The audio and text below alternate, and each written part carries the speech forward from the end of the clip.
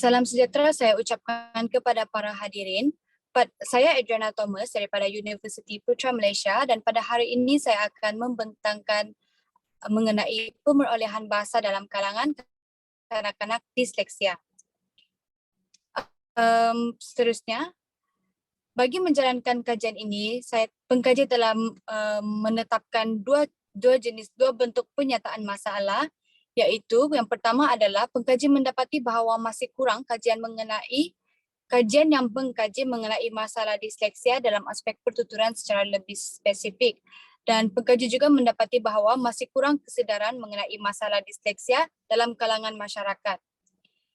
Bagi menjalankan kajian ini, pengkaji telah menetapkan dua objektif kajian, iaitu yang pertama, menganalisis masalah pemerolehan bahasa daripada aspek pertuturan dalam bentuk bahasa, kandungan bahasa dan juga penggunaan bahasa.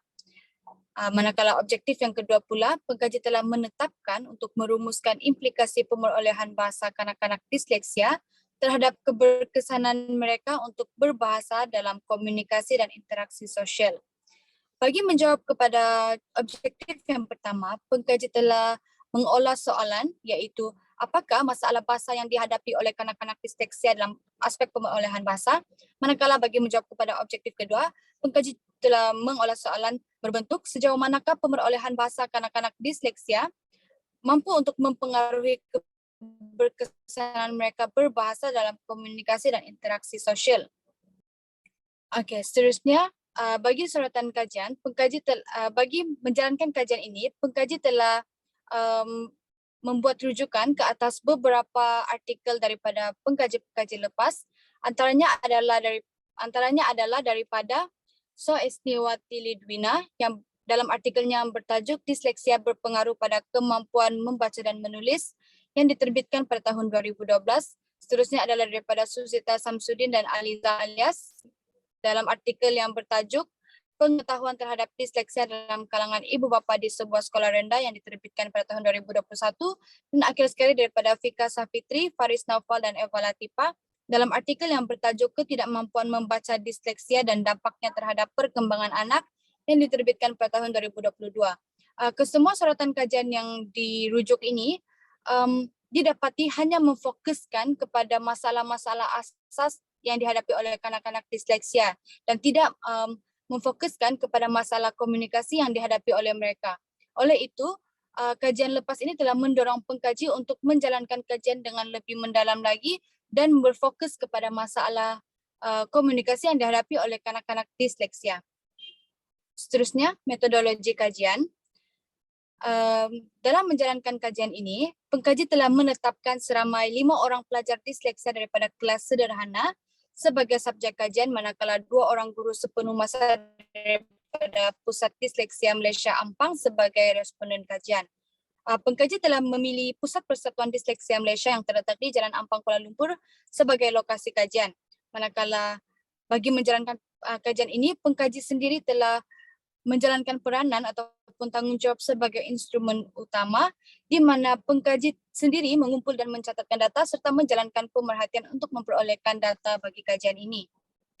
Seterusnya, dalam menjalankan kajian ini, pengkaji telah menjalankan 2 bentuk kaedah, iaitu temu bual dan pemerhatian.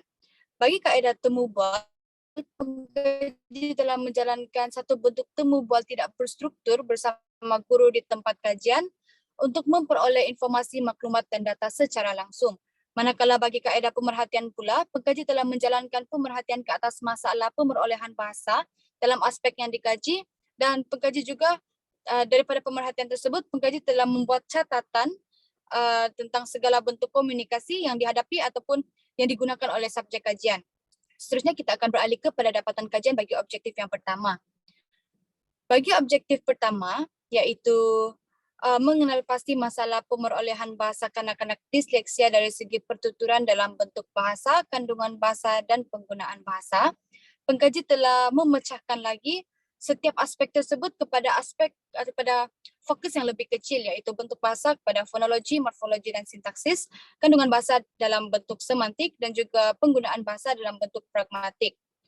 Bagi bentuk bahasa dalam aspek fonologi, pengkaji telah memfokuskan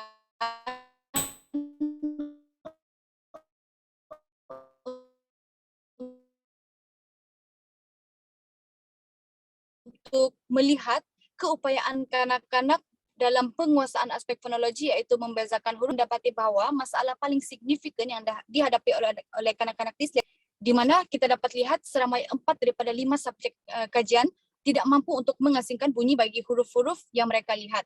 Seterusnya, dalam aspek morfologi pula, pengkaji mendapati bahawa kanak-kanak disleksia mempunyai masalah untuk membaca perkataan, iaitu pengkaji mendapati seramai 4 daripada 5 orang subjek tidak mampu untuk membaca perkataan yang ditunjukkan oleh guru mereka. Seterusnya, dalam aspek sintaksis pula, dalam aspek sintaksis, pengkaji telah memfokuskan untuk melihat keupayaan kanak-kanak disleksia untuk membina dan memahami ayat. Dan daripada pemerhatian, pengkaji mendapati bahawa masalah paling signifikan yang dihadapi oleh kanak-kanak tersebut adalah dalam memahami ayat yang diujarkan ataupun dituturkan oleh guru mereka.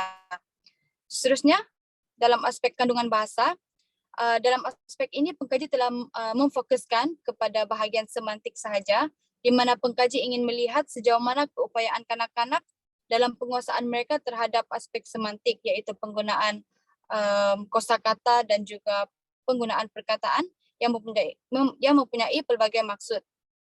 Dan daripada pemerhatian, pengkaji mendapati bahawa tidak ada satu orang pun subjek kajian yang mampu untuk menguasai semantik dengan baik. Seterusnya, beralih kepada penggunaan bahasa. Dalam penggunaan bahasa, pengkaji telah memfokuskan untuk melihat keupayaan kanak-kanak dalam penguasaan aspek pragmatik. Dan daripada pemerhatian pengkaji, didapati bahawa masalah paling signifikan yang dihadapi oleh kanak-kanak disleksia adalah dalam melaksanakan peranan dan tanggungjawab mereka sebagai pendengar dan penyampai maklumat. Seterusnya, kita akan beralih kepada bahagian dapatan bagi objektif yang kedua. Dalam objektif kedua, pengkaji telah memfokuskan untuk membincangkan mengenai implikasi pemerolehan bahasa kanak-kanak disleksia terhadap keberkesanan berbahasa dalam komunikasi dan interaksi sosial. Dan seperti yang kita daripada temu bual yang dijalankan, kita dapat melihat beberapa implikasi yang seperti yang dipaparkan dalam slide pembentangan, iaitu penggunaan bahasa yang lemah, pemerolehan pengetahuan yang lemah, keupayaan mengekalkan interaksi yang lemah, keupayaan membaca yang lemah, dan sukar untuk mengekspresikan perasaan ataupun pemikiran. Seterusnya, kita beralih ke bahagian kesimpulan. Kesimpulannya, daripada kajian yang dijalankan, pengkaji mendapati bahawa masih sedikit kajian yang memfokuskan kepada masalah pemerolehan bahasa kanak-kanak disleksia dalam aspek pertuturan dan komunikasi. Dan lompang kajian yang dikenal pasti daripada kajian lepas memberikan peluang kepada pengkaji untuk menjalankan kajian untuk mengenal pasti sekaligus menganalisis masalah pemerolehan bahasa kanak-kanak disleksia dalam aspek pertuturan dan komunikasi. Dan daripada kajian tersebut, pengkaji juga mendapati bahawa masalah pertuturan yang paling signifikan yang dihadapi oleh kanak-kanak disleksia adalah dalam aspek semantik. Dan daripada kajian ini, pengkaji juga berjaya untuk merumuskan implikasi masalah pemerolehan bahasa kanak-kanak terhadap keberkesanan mereka untuk berkomunikasi. Seterusnya,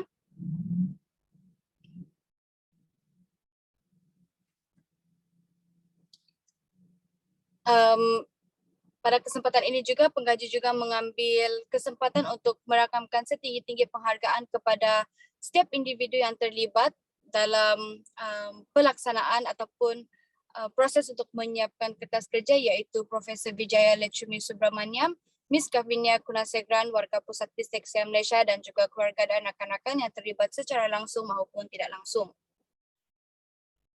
Berikut merupakan antara rujukan yang digunakan oleh pengkaji dalam menyiapkan ataupun melaksanakan kertas kerja ini. Okay, sekian saja pembentangan daripada saya. Saya berharap agar para hadirin dapat menerima serba sedikit ilmu dan pengetahuan mengenai topik yang dibincangkan sebentar tadi. Sekian dan terima kasih.